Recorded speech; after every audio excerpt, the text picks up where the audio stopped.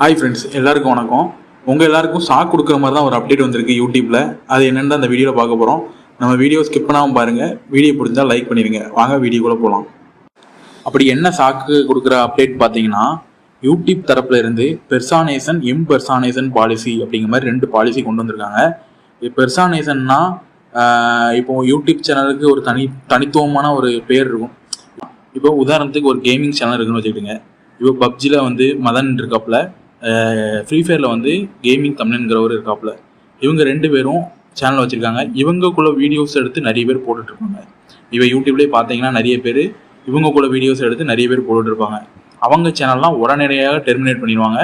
அதுதான் இம்பர்சனலைசேஷன் பாலிசி அப்படிங்கிற மாதிரி கொண்டு வந்திருக்காங்க.